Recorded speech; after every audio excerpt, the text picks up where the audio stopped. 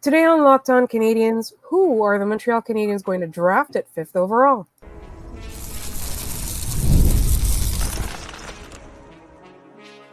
You're Locked On Canadiens, your daily podcast on the Montreal Canadiens, part of the Locked On Podcast Network, your team every day. Hi there, everyone, and welcome to episode 1098 of Locked On Canadiens. We are your first listen of the day, and we thank you so much for that. As you know, we're part of the Locked On Podcast Network, where you get your team every single day, and today is an important day. Today is the 2024 NHL Draft. At the time that you're listening to this, well, at least at the time that we're recording this, Kent Hughes has not dropped a surprise bomb on us, but we'll try and predict that in a later segment. Like right now, what I want to talk about, Scott, and welcome, obviously, my co-host, Scott Matlove, Habs Eyes of the Prize. Scott, who do we think the Montreal Canadiens are going to draft tonight? I want everyone to come in real close here because I have a theory. They will select either a forward or defenseman or a goalie. I know it's a bold strategy here. In reality, is that I don't have an actual lead. I have no inside source on this. I am going by gut feeling and vibes, whatever you want to call it. And I am looking at everything around this. We heard a lot about Beckett Seneca like 2-3 weeks ago, and that was the big thing. They like Beckett Seneca. Oh, they met with TJ Ginlin. They went out to dinner. They took Caden Lindstrom out. All these other things. And then we didn't hear anything about Ivan Demidov. And then we're just waiting. And in the last few days, we keep getting more and more little nuggets going in here that, like Ivan Demidov, when he met with the media the other day, I've been in touch with the Canadiens. They've come and seen me several times this year. I've talked to them throughout the season this year. And I go, He says Chicago and Anaheim also did, which, okay, duh, of course. But I'm looking at this, and then Jeff Gordon today was asked a question that was the difference between Mishkov last year and Demidov this year. And he said the situations are different. They're different types of players. And all I can think is you're trying so hard to say that we just didn't like Matvei Mishkov last year for whatever reason. I don't have to agree with it. I don't agree with it. I would have liked that pick last year. But everything that I am reading into this is they really like Ivan Demidov, and that if he is there at 5th overall, I can't help but feel he's likely to be that pick. Chicago, in perfect Chicago fashion, knows something and isn't saying anything. And the thought is that Artem Levshunov is going 2nd overall to them. And then Anaheim is where everything can go off the rails. I'm not sure who they like, but I do think that the Canadiens really, really like Ivan Demidov. They were down at the Gold Star camp to watch him and to meet with him there as well. Everything is leading me to believe, and this is me definitely setting myself up to get my own feelings hurt, that they really like Ivan Demidov. And I think that right now is going to be their leading choice at 5th overall. Right. And really, for me, the big question all along has been, will he be available? Because these other teams ahead of them are either predictable or wild cards, right? Like, we all know who the clear number one overall is. And we also know who the clear number one picker is. And they're not giving that up. It's the first time in their franchise history. They really need this to center a rebuild around. So we think, or, it's almost certain that Macklin Celebrini is going to the San Jose Sharks. Like, I don't see them doing anything wild and trading that pick or picking anybody else at that point. Like, he's just the clear, far and away runaway front runner. Like, it was a clear top choice. So then the wild card is really Chicago for me, because Chicago, like you said, they might know something they're not saying, but they seem to be playing the game there, right? Like they aren't clearly indicating who they're interested in. They're letting some little tidbits out there. We think that, we know who their choice is, but for me, like, I don't trust them. So from my perspective, they're really the biggest wild card in that they might take Demidov. They might, like, this could all be smoke and bluster, and they might take Demidov. Now, Anaheim is going to go off the board because that's the kind of thing they do. And they are going to make a weird pick because that's the kind of thing they do. Columbus definitely, to me, seems pretty set on Caden Lindstrom, and it does seem like the right fit, et cetera, et cetera. Again, they could go unpredictable, or they could just decide that Ivan Demidov is the better player, so they're going to pick him, right? And that is going to that's going to either, if he's there at 5th overall, I do sense the Habs are 100% going to pick him. If he's not, then it becomes a question of who else is available. Like, we were talking a lot about Beckett Seneca a couple of weeks ago, and people were worried about that. I don't necessarily think that they should be worried about that, because for me, my big thing is who's going to be left. Like, who is going to be left? And I would not be unhappy with Lindstrom. I would not be happy with TJ Ginla. He seems to have been faded out of the conversation since the Combine. Everybody's talking about him at the Combine, and he does seem to be likely to be available at 5. So it might just be a situation where he's the only guy left. But as you said, Scott, I do think the Canadiens have clearly indicated that they like Demidov. The Canadiens have also, they've shown that interest in Caden Lindstrom, because there's a small possibility that he's going to be available there at 5th. So, I said, who are they going to pick? Like, from my perspective, I think the most likely to be available at that time is going to be TJ Ginla. But who are they going to pick if Ivan Demidov is available? That's a no-brainer choice to me. And the thing is here is that Carolina, Anaheim, we've heard Anton Salayev is someone that they really like, which feels far too early in the draft, but they want to do that, go ahead. They might like a guy, one of the defensemen there. They might go for Beckett Seneca. And then with Columbus, we have to remember that their head of scouting is Trevor Timmons. Trevor Timmons has a type of player. I do think Caden Lindstrom fits that. And I also think that someone who is maybe a little bit toolsy and has the physical assets to go with that, like a Caden Lindstrom, fits there. Things are lining up that if Levshunov goes 2nd overall, and if he doesn't go 2nd, I imagine that Anaheim will probably take him 3rd then. There's going to be some kind of forward that falls into the Habs' lap there. And you ask, well, if it's not Lindstrom and it's not Demidov, I'd love it if it's TJ Ginla. And my thought is they really liked Zeev Buium. They met with him. They went out to dinner with him as well. One of the top defensemen in this class are behind Levshunov. And then from there, it's a mix. I've seen him in the top 5. I've seen him outside the top 10. And my thought with that is I'm not opposed to that. And the thing is that I'm not factoring in here right now is, are the Canadiens going to make a deal? Because the Sharks traded up 3 spots in the draft today, and it cost them a high 2nd-round pick and their first this year to move up to 11th overall their other first this year. Their other first this year. They moved up to 11th from 14th. It was a Penguins first-round pick, I believe. It's a steep price. I don't see the Habs trading up, but let's say Demidov and Lindstrom are gone. Maybe the Flyers have been calling people and asking, they want to move into a spot there. They called Columbus, and my thought is they want Demidov as well, or maybe Salayev. Maybe they trade back a little bit, and then you pick Seneca, you pick a TJ Ginla, you pick a Buium if he's still there, and you collect other assets with that. That feels like a very Kent Hughes type of move potentially, but my order of going down this line here is it's I thought you were going to say my order of operations, and then we were going to turn into a math lesson. No, because I hate math. Math is the devil, and I hate it so much. It's right up there with Excel, the coward Mark Scheifele, and some of the booking in AEW. But that's besides the point. Is it's Demidov, it's Lindstrom. For me, it's TJ Ginla, but I understand the Canadiens potentially taking Zeev Buium there. I'm not opposed to it. Draft the best player available, and Buium might be that guy. And if he is that guy, we have plenty of NCAA experts and plenty of prospect people to talk to about it.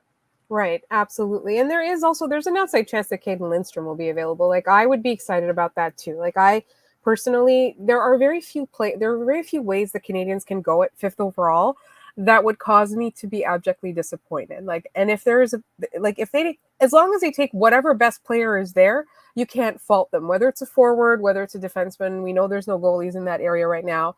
And one final thing before we move on to our next segment, Scott, is, are you feeling optimistic about tomorrow or tonight, I guess? I am.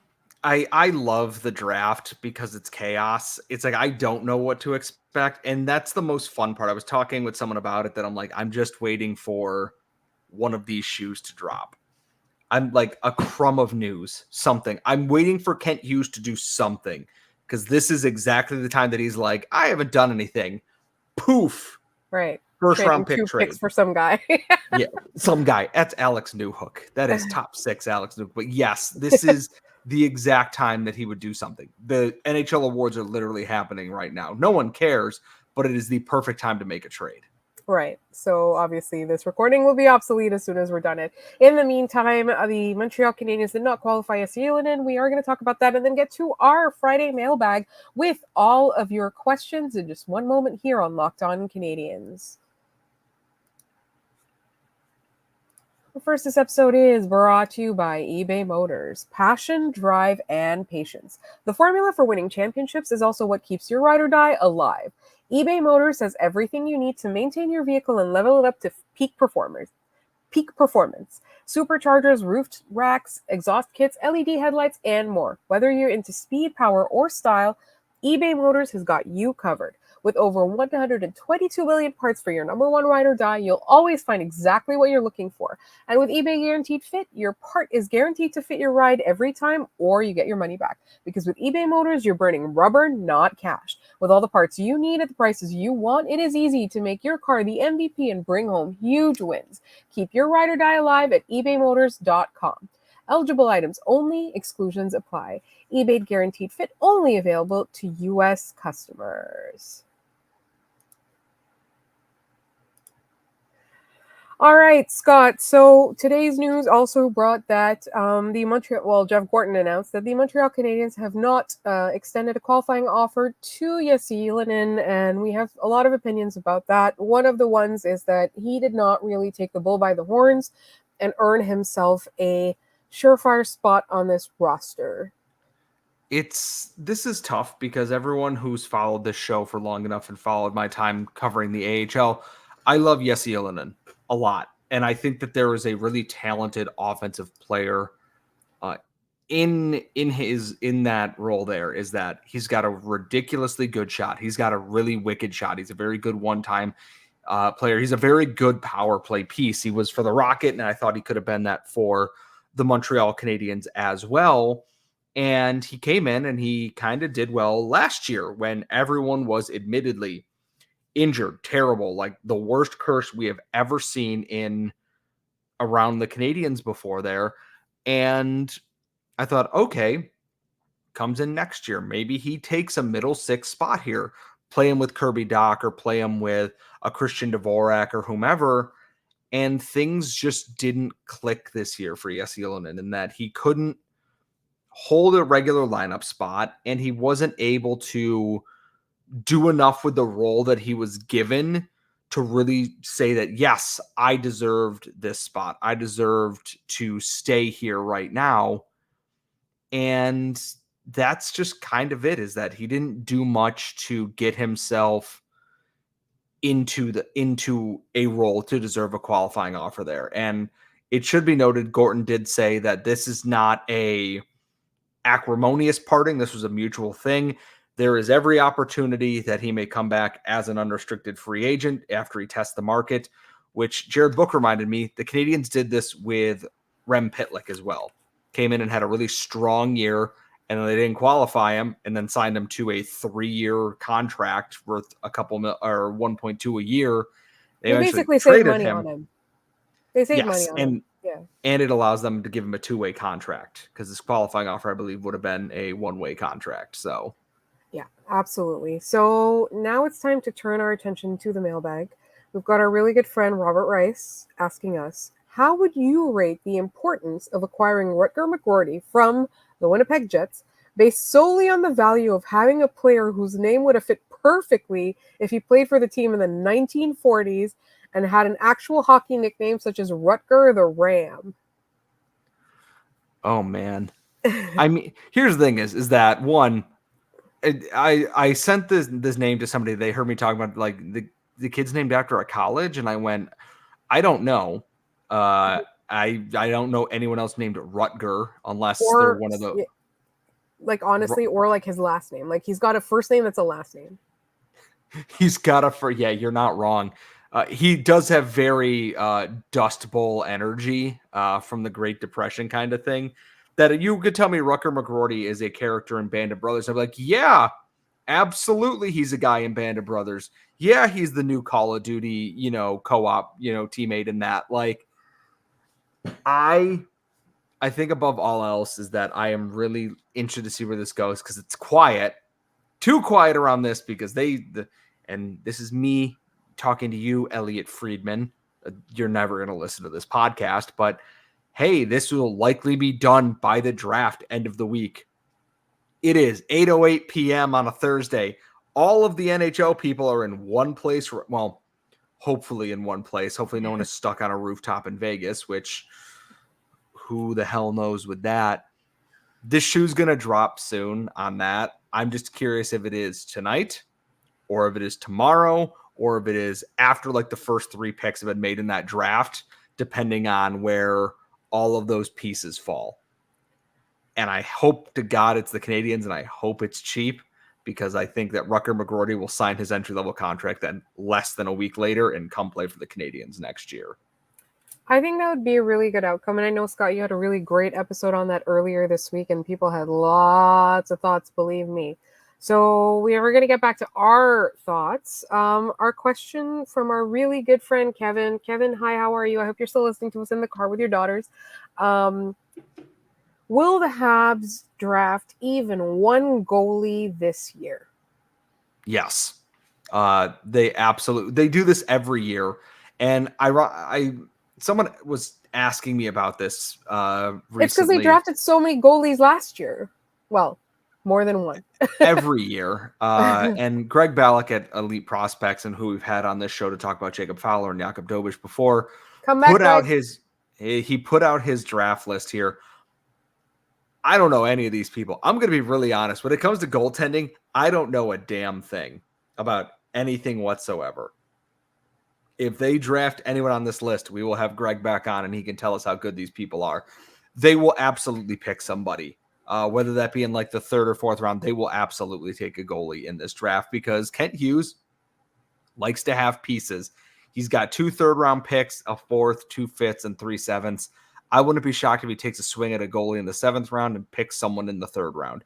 He picked Jacob Fowler with the 69th nice pick last year. I absolutely think that they will take another goalie this year.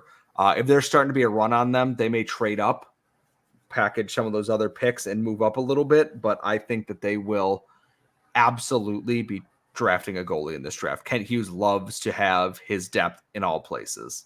Right, and the goalie cupboard and this organization will never be bare. Well, at least not under Kent Hughes and Jeff Gorton's tenure. So, Scott, let me ask you another question here, not related to the mailbag.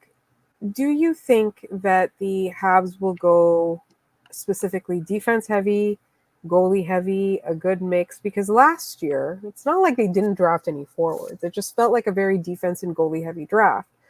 I personally feel like they need to not restock. I think they need to swing for the fences on some forwards this year. I think they're going to go heavy on the forwards this year. I'm looking at the Canadiens draft and as soon as this loads up, there we go. Defensemen, they didn't have any 2nd-round picks last year, and they traded their other 1st-round pick for Alex Newhook. They picked 3 forwards in the draft last year. Florian Jecki, Sam Harris, and Philip Eriksson. Philip Eriksson looks to be a little bit fun and everything, but I think this year is absolutely going to be a year that they go more forward heavy. Based on the way the 1st round is shaking out, I absolutely expect them to go after a forward at 5th overall, and then 26 could be anything. You have a guy like EJ Emery, who's a really good shutdown defenseman in there. You have pieces like Andrew Basha, Teddy Stiga, or Michael Hage, who are good forwards later on there. Who we picked in the mock draft. We picked Michael Hage in the mock draft. Yep. Yes. Which we will have stuff for that at some point, thanks to Sebastian and Hattie on that. We may upload those as shorts to our YouTube channel. I think they're going to go heavier on the forward here. They have a lot of defensemen, but a lot of those defensemen are now graduating. So I can see them going forwards and then heavy defense and mix in a few goalies or other forwards as the draft goes down there. And also they're going to pick Atos Koivu. And if they don't, I'm going to be so sad if that does not happen. You know, if the Habs pick what? Andrew Mangiapane has been traded from the Calgary Flames to the Washington Capitals for a second-round pick. Well, that's breaking news that we will dissect in just one moment here on Locked On Canadiens. I was like, the timing for this could not be worse because I thought it was a Habs trade. We'll be back in just one moment.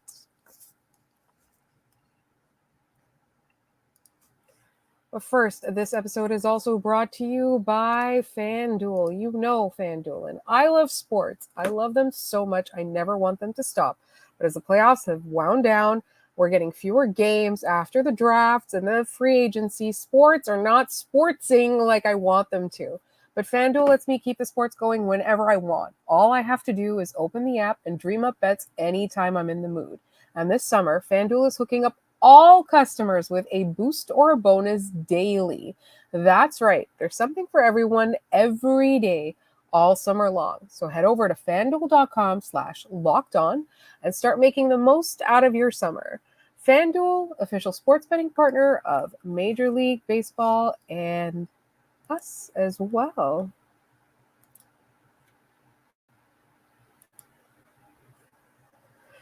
All right, Scott, I am now aware of your opinion in the group chat. I cannot repeat it on the show. I was trying to do an ad read and it popped up. So WTF is this trade for the Calgary Flames? We will get to our mailbag questions in just a moment.